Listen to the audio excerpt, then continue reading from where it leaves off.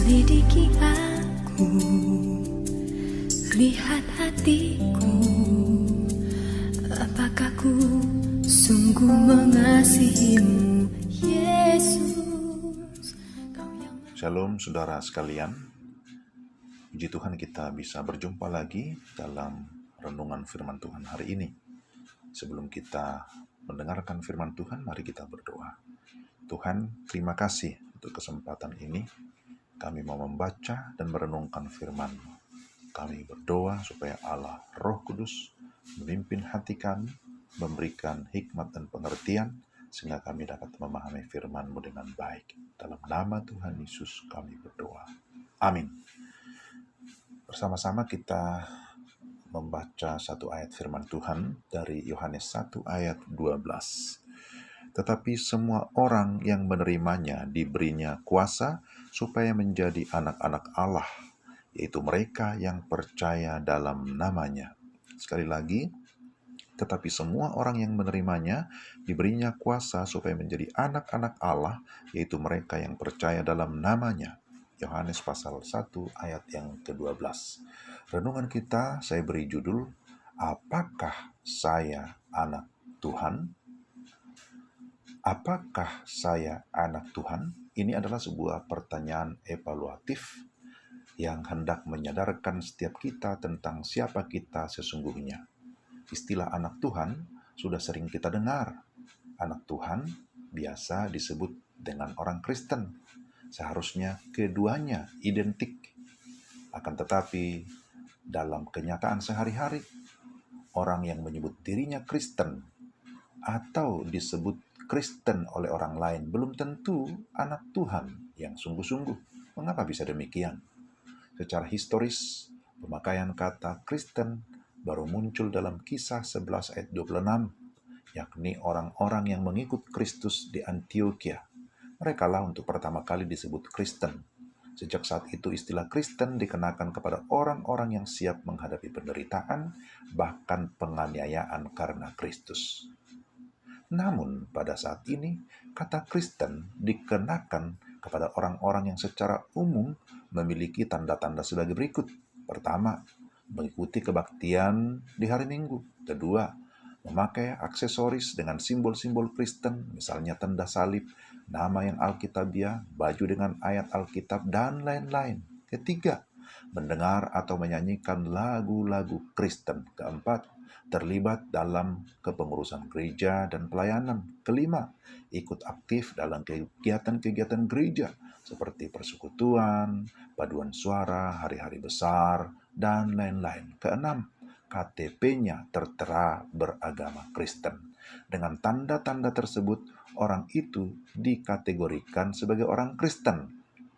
Saudara, sebenarnya poin-poin tersebut sah-sah saja, tetapi menjadi salah jika semua itu dilakukan hanya sebatas kegiatan agama atau religius tanpa iman yang sejati atau spiritualitas. Salah satu penelitian dilakukan oleh Willow Creek Association, hasilnya menyatakan bahwa aktivitas yang dilakukan seseorang di gereja tidak selalu berkorelasi dengan kondisi kerohanian seseorang. Artinya, orang yang tidak memiliki kerohanian yang baik pun bisa memiliki keenam tanda-tanda yang tadi saya sebutkan. Dalam kitab Injil, Yesus pernah menegur orang Farisi dan ahli Taurat sebagai orang munafik karena mereka sekadar pamer rohani atau kelihatan baik di hadapan orang lain, tetapi sesungguhnya tidak percaya kepada Tuhan. Bisa bandingkan Matius 5 ayat 20. Yesus juga menegur orang muda yang punya moral baik, tetapi tidak mendapatkan kehidupan kekal, karena sesungguhnya dia masih terikat dengan mamon atau kekayaan. Lukas 18 ayat 18-24. Yesus juga menegur dengan keras nabi palsu atau hamba Tuhan palsu yang menyebut-nyebut nama Tuhan, berseru kepada Tuhan, menyampaikan firman Tuhan, mengusir setan dan melakukan mujizat.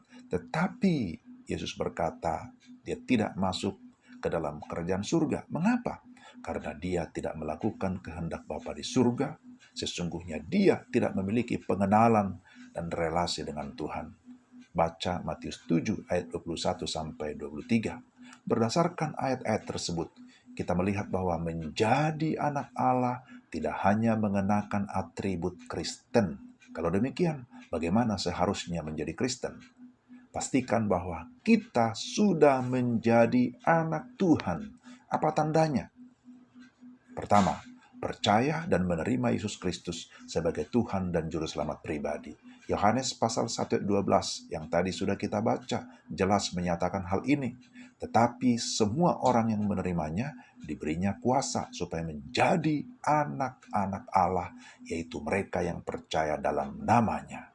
Jadi, hanya orang yang sungguh-sungguh percaya dan menerima Yesus Kristus sebagai Tuhan dan Juru Selamat yang diberi kuasa menjadi anak-anak Allah atau anak-anak Tuhan.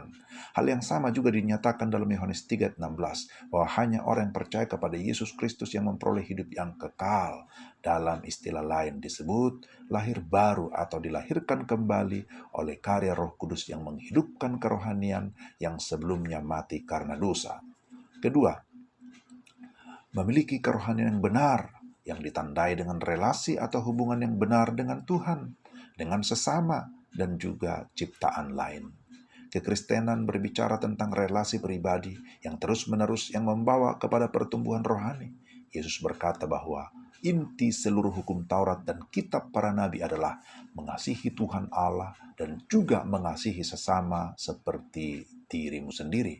Matius 22 ayat 37 sampai 39. Ketiga, apa tandanya bahwa kita adalah anak Tuhan?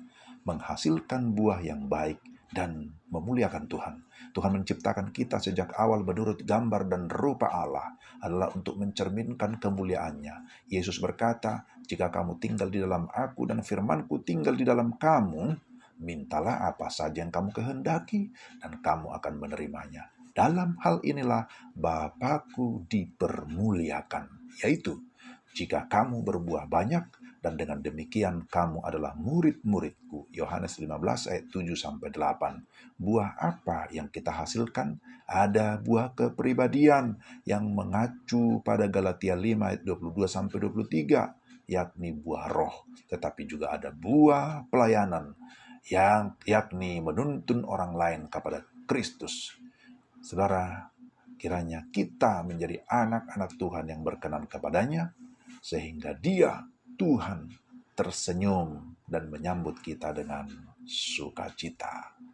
Demikian renungan kita, mari kita berdoa. Tuhan, terima kasih untuk firman-Mu. Kami memohon supaya Engkau kiranya memampukan kami untuk kami dapat mengingat bahkan menerapkan firman-Mu dalam hidup kami tiap-tiap hari. Kami berdoa dan mengucap syukur di dalam nama Tuhan Yesus. Amin. Saudara sekalian, terima kasih sudah mendengarkan renungan kita pada hari ini. Kiranya kita semakin bertumbuh di dalam Dia dan Tuhan dimuliakan. Shalom, Tuhan memberkati.